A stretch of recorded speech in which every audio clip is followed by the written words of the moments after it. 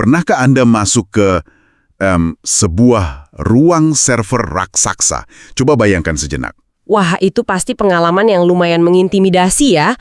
Bising sekali biasanya. Bener banget. Anda buka pintu tebalnya, dan tiba-tiba Anda disambut oleh suara dengungan mesin yang, wow, memekakkan telinga. Belum lagi udaranya, pasti sangat panas kan? Tepat. Panasnya itu kerasa menyembur dari mesin-mesin yang bekerja tanpa henti. Terus, ruangan itu dipenuhi deretan rak besi raksasa. Iya, dan lampu indikator yang berkedip-kedip super cepat di mana-mana. Nah, belum lagi kabel-kabel rumit segede lengan yang melintang di bawah lantai. Saat Anda berdiri di sana, Anda sadar satu hal penting. Bahwa mesin-mesin ini menyimpan data krusial yang menopang hidup jutaan orang. Tepat sekali. Anda tentu nggak akan berani sembarangan melangkah. Apalagi iseng mencabut kabelnya, kan? Anda tahu betul, untuk bisa bertahan di ruangan itu, paham spesifikasi mesin aja nggak cukup. Betul. Anda mutlak harus tahu siapa adminnya, siapa pengelola sistem yang pegang kunci akses atas semua alat itu. Nah, itu dia analogi yang sangat pas untuk membuka sesi eksplorasi mendalam kita hari ini. Iya, tapi bedanya, ruang server yang mau kita bedah hari ini sama sekali nggak ada di dalam gedung ber-AC. Sama sekali nggak. Ukurannya membentang hampir 3.000 meter menembus awan. Dan suhu intinya itu mencapai ribuan derajat Celcius. Admin yang memegang kendali sistem ini juga bukan teknisi pakai ID card, melainkan entitas yang beroperasi di luar batas nalar manusia modern kita. Betul sekali. Hari ini, kita membedah sebuah fenomena geologi mematikan yang beroperasi layaknya mesin spiritual. Sesi ini bersumber dari sebuah transkrip video YouTube yang sangat menarik. Iya, video berjudul Legenda Gunung Merapi dari kanal Sejarah Abadi kan? Tepat. Lewat sumber ini, misi kita adalah menggali gimana tumpukan magma dan batuan vulkanik ini diubah menjadi sebuah ekosistem spiritual. Gunung ini punya aturan birokrasinya sendiri loh. Sangat menarik. Kita akan melihat perpaduan antara sejarah kuno, insting bertahan hidup, dan tentu saja mitologi yang sangat kental. Tapi begini, sebelum kita masuk ke pembahasan soal siapa admin yang jaga gunung ini sekarang, kita harus ngerti dulu gimana tungku perapian raksasa ini pertama kali menyala. Benar, karena kalau melihat narasi dari sumbernya, ini bukan sekedar fenomena alam biasa, melainkan berawal dari sebuah kesalahan proyek besar. Kesalahan proyek yang fatal banget ya. Gimana tuh ceritanya? Jadi, kisahnya membawa kita jauh ke era Mataram kuno. Menurut narasi tradisional di transkrip tersebut, wilayah yang sekarang jadi Gunung Merapi itu awalnya cuma tanah datar yang luas. Oke, dataran biasa. Terus kenapa bisa jadi gunung? Nah, saat itu ada dua orang empu, ahli pembuat pusaka. Namanya Empu Rama dan Empu Permadi.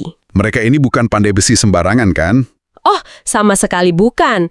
Mereka ini dapat mandat langsung, semacam titah eksklusif dari Raja Rakai Mataram untuk menciptakan senjata pusaka demi melindungi kerajaan. Mari kita bedah ini sebentar. Jadi kalau pakai kacamata modern, mereka ini ibarat kontraktor militer tingkat tinggi itu ya? Analogi yang sangat akurat.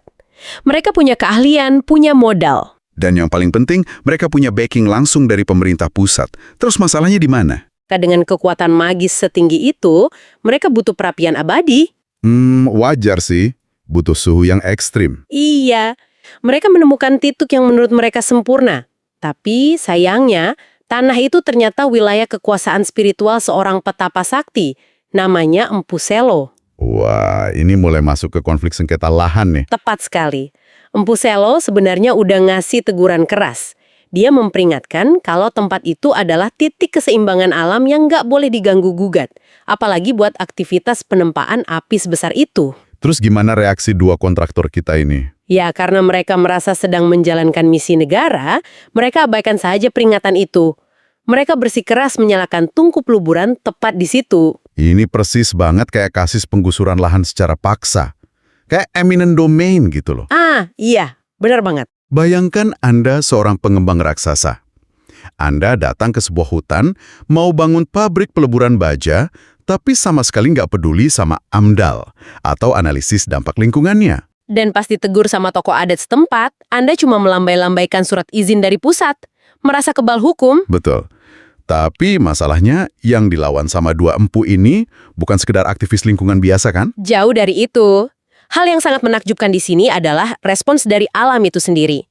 Sebagai balasan atas kesombongan mereka, Empu Selo nggak pakai kekerasan fisik. Terus apa yang dia lakukan? Dia mengerahkan entitas astral untuk menggali tanah di sekitar tempat itu secara masif.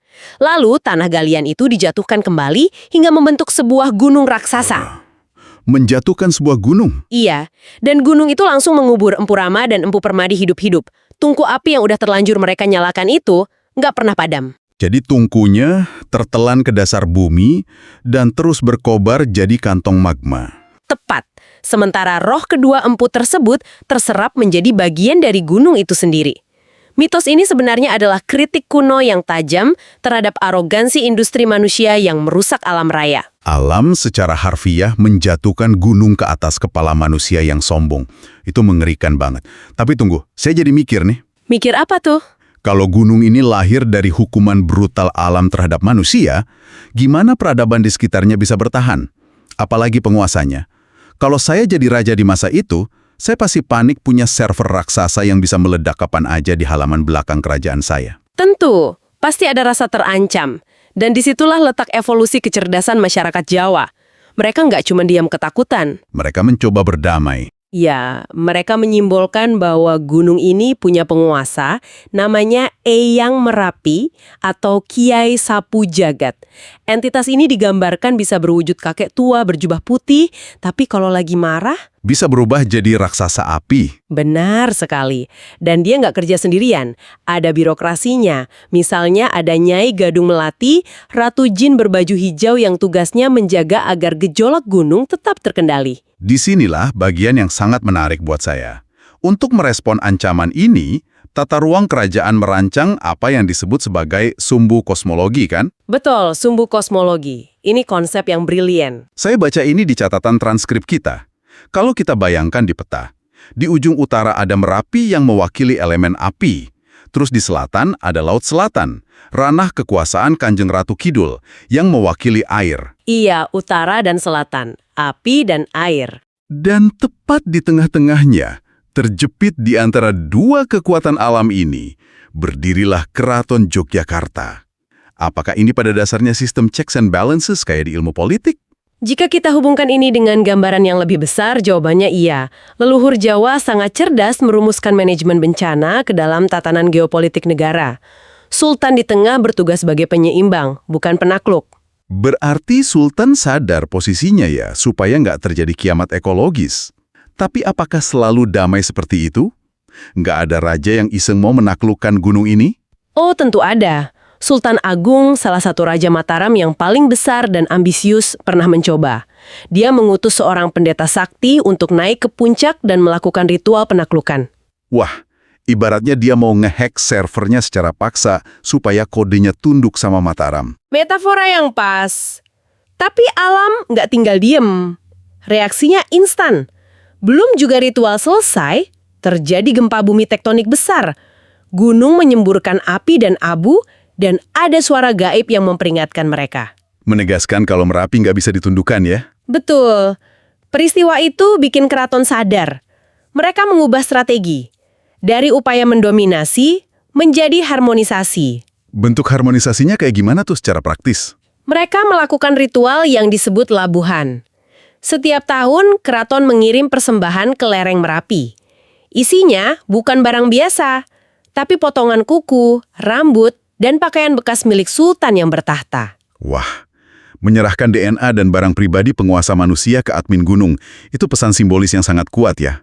Mengakui bahwa alam lebih berkuasa. Betul sekali. Oke, jadi ritual dilakukan, sistem sudah dianggap harmonis. Tapi yang namanya mesin alam, pasti ada masa di mana tekanannya terlalu tinggi dan harus buang energi kan? Pasti. Gunung berapi tetaplah gunung berapi.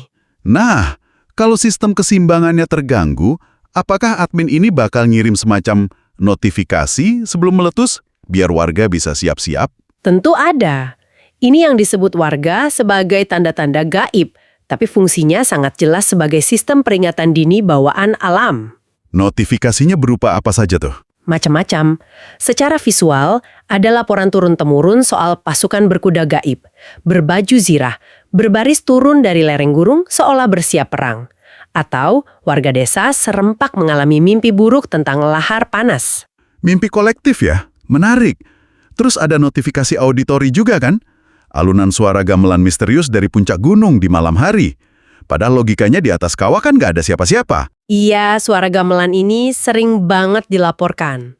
Jadi, apa makna di balik semua ini? Saya coba mikir pakai nalar modern nih. Bisa nggak sih suara gamelan itu sebenarnya cuma distorsi pendengaran? Maksudnya gimana tuh? Ya maksud saya, pergerakan magma di dalam perut bumi itu kan pasti menciptakan gemuruh seismik, getaran infrasonik dari batuan. Apa mungkin gelombang suara bumi itu diterjemahkan oleh otak warga yang lagi cemas sebagai suara alat musik yang udah familiar, kayak gamelan? Penjelasan yang sangat analitis dan masuk akal. Secara psikologis, manusia memang cenderung mencari pola yang familiar di tengah suara bising, apalagi saat stres. Ini disebut apofenia. Berarti ini kayak notifikasi peringatan di ponsel kita, cuma wujudnya mistis, karena itulah bahasa yang dipahami masyarakat saat itu. Tepat. Ditambah lagi dengan indikator alam fisik. Kabut tebal tiba-tiba berbau belerang pekat. Terus, yang paling nyata, hewan-hewan liar berlarian turun gunung. Ah iya, di sumber kita disebutkan monyet, ular, burung, bahkan macan tutul turun ke pemukiman warga ya. Benar. Ini kan biologi murni. Insting hewan sangat tajam terhadap perubahan frekuensi tremor tanah dan gas vulkanik. Mereka mengungsi karena insting bertahan hidup. Dan leluhur kita merangkum eksodus hewan ini, fenomena seismik, dan kecemasan psikologis menjadi sebuah mitos supaya pesannya lebih mudah ditaati ya. Betul sekali. Cerita mistis jauh lebih efektif menyelamatkan nyawa pada zaman itu ketimbang penjelasan geologi yang rumit. Cerdas banget ya. Oh iya, bicara soal mitos pelindung, ada entitas spesifik yang menarik perhatian saya dari transkrip tadi. Siapa itu? Sosok Mbah Jagal, raksasa hitam bermata merah yang suka menguji nyali pendaki. Terus ada Wewe Gombel dan Harimau Putih. Biasanya kan makhluk-makhluk ini dicap jahat di cerita horor umum. Ah, iya, paradigma yang sering salah kaprah. Tapi kok di Merapi, mereka kadang justru diceritakan membimbing pendaki yang tersesat kembali ke jalur aman. Ini poin yang sangat krusial. Dalam ekosistem Merapi, mereka bukan hantu jahat. Mereka merepresentasikan netralitas alam.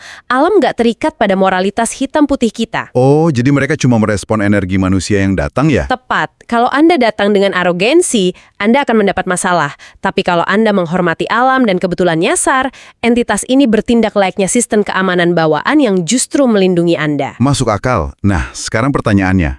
Sistem notifikasinya canggih, staf keamanannya goib.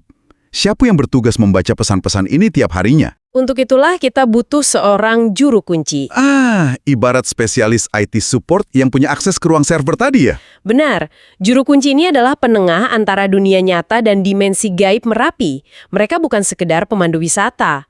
Ingat kisah Mbah Marijan di tahun 2010? Oh tentu, beliau menolak turun saat erupsi besar itu kan? Dedikasinya luar biasa. Ya, dari kacamata kita mungkin sulit dipahami.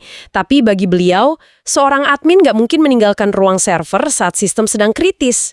Beliau juga dikabarkan sempat melihat sosok kakek tua sebelum letusan yang diyakini sebagai pertanda pembersihan besar. Luar biasa.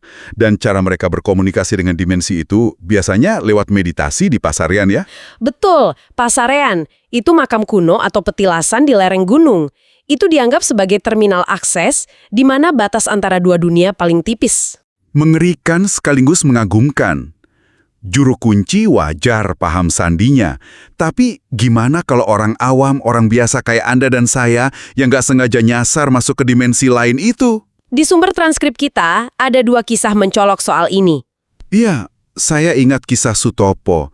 Dia kan cuma pencari rumput, naik gunung cari pakan ternak, tiba-tiba hilang. Benar, hilang tanpa jejak. Dan saat dia kembali, ceritanya sangat mengejutkan. Sutopo mengaku masuk ke sebuah kerajaan emas yang sangat megah. Dan dia ditawari makanan sama gadis-gadis cantik di sana kan, tapi ada kakek tua yang nyelamatin dia dengan satu peringatan keras. Tepat. Kakak itu bilang, jangan makan hidangan di sini kalau kau masih ingin pulang melihat keluargamu. Itu menegangkan banget. Sutopo akhirnya lari lewat gerbang emas dan sadar di pinggir hutan. Tapi yang bikin otak saya benar-benar meledak, itu detail waktunya. Ah, soal dilatasi waktu ya? Iya. Ini kan kayak anomali dilatasi waktu di film-film sci-fi penjelajahan angkasa loh. Sutopo ngerasa di sana cuma beberapa jam. Tapi ternyata dia udah hilang 3 hari 3 malam di dunia nyata. Ini memunculkan pertanyaan penting soal persepsi waktu di dimensi tersebut. Hal yang sama juga dialami pendaki bernama Andi. Oh iya, Andi yang terhipnotis suara gamelan itu ya? Betul, dia masuk ke sebuah pendopo gaib yang lagi ada pesta.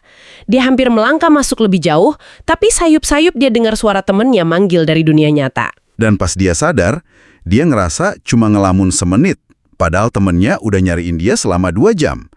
Waktu di sana benar-benar bengkok ya. Tapi ngomong-ngomong, saya penasaran soal aturan jangan makan di cerita Sutopo tadi. Aturan yang sangat universal sebenarnya. Kenapa ya? Kenapa makan sepotong kue dari sana aja bisa ngunci takdir seseorang selamanya? Kalau kita hubungkan ini dengan gambaran yang lebih luas, motif jangan makan makanan dunia bawah ini ada di hampir semua cerita rakyat global. Contohnya kayak gimana tuh? Misalnya di mitologi Yunani, Persephone memakan beberapa butir delima di dunia bawah. Dan akhirnya dia terikat sama Hades selamanya. Di Eropa juga sama. Kalau Anda makan makanan peri hutan, Anda nggak akan bisa kembali ke alam manusia. Berarti ini respons psikologis yang universal ya? Wujud rasa takut dan hormat manusia terhadap kekuatan alam gaib. Tepat. Begitu Anda mengonsumsi bagian dari ekosistem dimensi lain, Anda menyatukan diri Anda dengan frekuensi mereka. Anda mengubah kode keberadaan Anda sendiri. Ibaratnya makan dari server room, itu berarti ngubah diri kita jadi baris kode permanen di sistem tersebut. Wow. Terus, bicara soal ekosistem ini, apakah ruang lingkup admin gaib ini cuma sebatas di atas gunung itu aja? Nah, ini ada mitos tentang lorong gaib bawah tanah. Ah ya, lorong yang menghubungkan Merapi sampai tembus ke Laut Selatan. Bener. Ada klaim spiritual bahwa pasukan Eyang Merapi sering melintasi lorong raksasa ini di perut Pulau Jawa untuk berkoordinasi langsung dengan Kanjeng Ratu Kidul. Wah, berarti sumbu kosmologi tadi bukan cuma garis hayal di atas kertas dong. Ada semacam kabel serat optik spiritual bawah tanah yang saling connect. Secara simbolis, iya, sangat terhubung. Terus, kalau kita tarik ke ilmu geologi modern, bisa nggak sih mitos lorong dan pasukan gaib ini sebenarnya adalah metafora dari jalur patahan tektonik dan aliran magma yang memang nyambung di bawah tanah sana? Sangat mungkin. Leluhur kita menggunakan narasi puitis dan mistis untuk menjelaskan fakta sains yang skalanya terlalu besar untuk alat ukur zaman itu. Geologi yang dibungkus dalam pakaian mitologi ya? Luar biasa. Eksplorasi kita benar-benar menggali banyak hal yang dalam banget hari ini. Ya, dari sebuah transkrip video YouTube, kita bisa melihat betapa kompleksnya pola pikir masyarakat masa lalu. Betul. Jadi, sebagai benang merah buat Anda yang terus menyimak, lewat catatan tentang Merapi ini, kita bisa melihat dengan jelas bahwa gunung ini bukanlah sekedar ancaman alam yang menunggu waktu untuk meledak. Ia adalah sebuah monumen hidup, kan? Tepat sekali. Dari kisah Empu Selo yang menjatuhkan gunung, diplomasi Sultan Agung, tanda-tanda alam gaib, sampai soal dilatasi waktu, semuanya ngebentuk sebuah tata krama ekologis yang super canggih. Merapi mengajarkan pedoman bertahan hidup tingkat tinggi. Bener. Dan ngingetin kita secara konstan bahwa di hadapan kebesaran mesil alam, kita tuh nggak megang kendali. Kita cuma tamu yang kebetulan numpang lewat. Dan sebagai tamu, jaga sopan santun adalah syarat mutlak kalau mau selamat. Nah, sebelum kita benar-benar berpisah, saya ingin Anda merenungkan satu hal yang berangkat dari cerita hari ini. Sesuatu yang sangat relevan dengan kita. Silakan, apa itu? Kita hidup di zaman modern yang sangat bergantung pada teknologi. Kita memantau magma pakai satelit, jaringan seismograf digital, dan sensor canggih 24 jam penuh. Semuanya otomatis diserahkan ke mesin ya? Benar. Tapi, jika mitos Merapi selama berabad-abad memaksa manusia untuk mempertajam indera mereka, memperhatikan arah angin, bau kabut, kecemasan burung-burung, apa yang hilang dari kemanusiaan kita sekarang? Intuisi kita ya? Tepat. Jika esok hari alam memberi peringatan, dan kebetulan teknologi sensor kita mati, apakah intuisi primitif kita sebagai manusia modern masih cukup tajam untuk mendengar suara rintihan gunung itu? Wow, itu pemikiran provokatif yang bikin merinding sih.